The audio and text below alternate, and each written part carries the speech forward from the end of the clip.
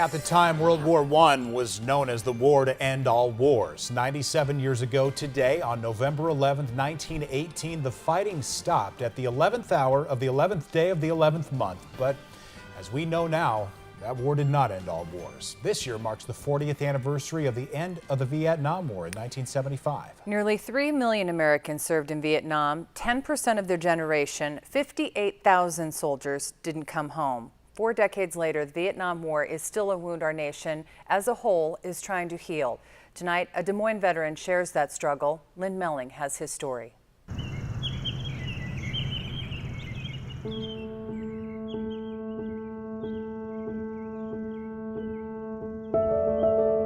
The day a war begins and the day it ends are etched into the history books.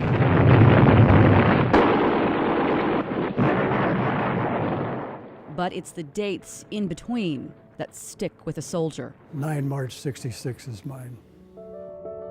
Jerry Meek was an Air Force major during Vietnam. 49 years since I was shot down. He can describe it as though it happened yesterday. I was thrown through the aircraft, stand between the seats, through a door behind the cockpit, all the way to the back of the airplane. The minutes after the crash still haunt him. I was shot from the jungle, never saw the person that shot me. I saw the muzzle blast. And I found myself on the ground, and I crawled backwards toward the airplane, and they grabbed me by the nape of the neck and pulled me back in. I was shot through the chest, and they were slowly killing us one by one. And they killed my pilot and the gunner that was injured in the same blast. And finally, helicopters come in to pick us up. But 3 people were left behind. 2 had been killed. The third was First Lieutenant Delbert Peterson from Manson, Iowa. Jerry had no idea if Delbert was dead or alive when they lifted off the ground. He was declared missing in action. His body was never recovered. What is certain, part of Jerry's heart is still over in Vietnam with his comrade who never came home. We all have our ghost. It's what drove Jerry to go back to Vietnam, volunteering for tour after tour of duty. I had to. It was a force. I'm a professional soldier, and I wanted to get even for one thing, and I did on my second tour. It did cost me a marriage eventually because my wife could never understand why I had to go back. And I got a lot of the hate out of me when I went back for losing all my friends. His duty in combat earned him the Silver Star, and he still has the uniform he was wearing the day he was shot down. This is the jacket that I had on when I was in the jungle at Ashow Valley, and I saw a muzzle blast from the jungle. It's been nearly 50 years since that day, and it's still hard to talk about.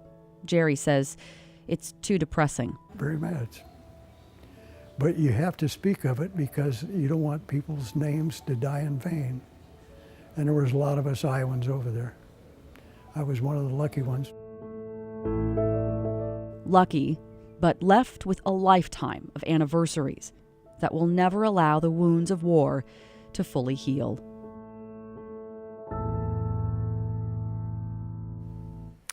Of the nearly 3 million Americans who served in Vietnam, less than 850,000 are estimated to be alive today. 8 years ago, Jerry Meek and his wife established a scholarship in Delbert Peterson's name. It is presented annually to an Air Force ROTC student at Iowa State University. Incredible story. So much pain and so much pride wrapped up in that one story. Yeah, can't thank them enough. She was a bit of a worrier. It is the message the mother of a soldier prays she never receives. That's the Western Union telegram. Her son is missing in action. And I can just imagine her trying to go to sleep at night, wondering what might have been happening. In 1966, Myra Spencer's son, Larry, a radar intercept officer in the Navy, was shot down over North Vietnam. My mom knew after 4 or 5 months that I had been reported captured by the Vietnamese. But that report couldn't be verified until 2 years later. 22 months after I was shot down. I was allowed to write my first letter after that. That's when she learned he was a prisoner of war. We represented a bargaining chip for the Vietnamese. And in some ways, we were kind of just in storage. Larry was 25 years old when he was captured. Each year you went through thinking that, well, we didn't make it home for Christmas this year, but maybe we will next year. So the first couple of times that happens, yeah, you let yourself get excited, and then you get sad when it didn't turn out. But you go through that cycle a couple of times, you say to yourself, well, I hope we're home by Christmas, but if it doesn't, the sun will still come up, and we'll have another day, and maybe we'll make it by next Christmas. As the years ticked by, his mom, Myra, was back home in Earlham, holding on to hope, collecting and saving every shred of information she could get her hands on, and raising national awareness about servicemen missing in Southeast Asia. My mom was one of the early people who got involved in the National League of Families. Myra's scrapbooks are now carefully preserved at the State Historical Building. They include a photo of the moment she finally got to hug her son again. My mom took some steps forward to give me a big hug, and being a normal mom, she had a purse. And she handed it to the captain who was standing right beside her. By the time Larry came home, he was 32 years old. 7 years of his life had been spent inside the walls of the Hanoi Hilton. Most of the days, nothing happened. But the problem comes that when you wake up in the morning, you have no idea what's going to happen that day. The mental side of being a prisoner in a situation like that is much more rigorous than the physical side, because you discover, if you haven't experienced it before, that you can get beat up, and in a couple of weeks or months, the scrapes will go away, the scabs will heal, the black and blue spots will go away, and basically you'll be as good as new. It's the mental part that is the strain, and that's everybody handles stress a little differently. Larry doesn't talk much about the bad things that happened to him. You really do learn that the things over which you have no control, there's not much gained by worrying about them. And we were really in control of very little. Literally, sometimes the only control you had was how you dealt with it. Because if you want to get angry, you can always find something to be angry about or sad. Instead, You can read the papers or watch the news at night, and you get reminded of all the bad things that happen in the world. Sometimes you have to search a little bit to find the good things. You have to keep the faith and keep trying. The only way you know for sure you're not going to accomplish something is to give up. And you may not win the first time you try something, but you got to keep trying. it's a lesson he likely learned from his mother. When I came home, she always said she wanted to be able to tell me that she had done whatever she could,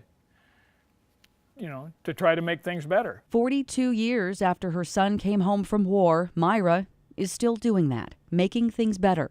Remembering the things that have helped us get to where we are today is very important in helping us make a better tomorrow. Her scrapbooks give us that opportunity to bear witness to the horrors of war, the importance of hope, and the power of a mother's love for her son.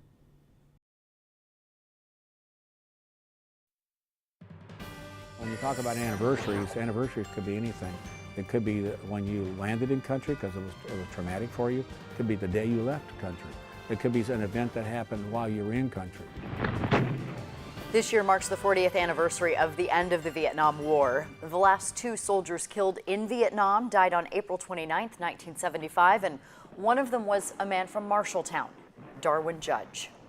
More than 115,000 Iowans served during the Vietnam era. Nearly 900 Iowans died or disappeared during the war. Their names are etched on the Iowa Vietnam War Monument on the grounds of the state capitol. And Dan Gannon, a Vietnam veteran, talks now about the importance of remembering their lives. Lynn Melling and photojournalist Randy Schumacher bring us his story.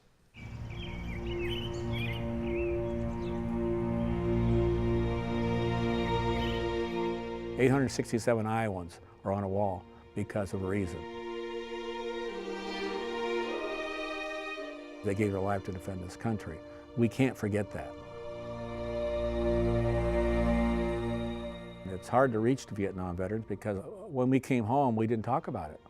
So we got on with productive lives. Nobody wanted to hear from you. It was a very controversial war. We were all young, and I was 25. I spent my whole tour in combat, and it was a survival every day. Constantly in firefights. You have to be vigilant. You have to be on the alert. You have to be able to do it without sleep. We're not brought up to kill people, but that's what your job is. You don't even realize how much you've changed until you come home, and then you have those issues that don't go away. Myself, I have a lot of flashbacks, a lot of nightmares. I still do today. I was having a lot of issues, and I was kind of covering it up with alcohol. So when I have the issues, I would drink. At one time in that process, I didn't want to live anymore.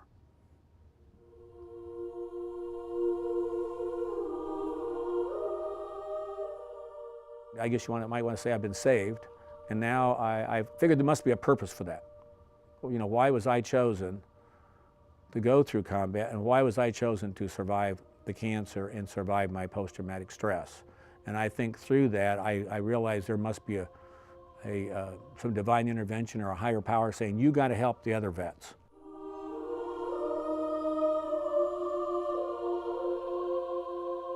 We are now the generation that's passing away at very fast and big numbers. I think they need to wake up to that fact. A thing that I still live with today, I never ever got the chance to mourn my soldiers that died. Never got that chance.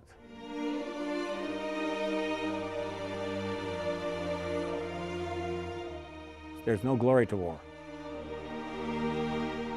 If we quit talking about it, it's going to go away and everybody's going to forget about it. And that would be a sad day when we do that.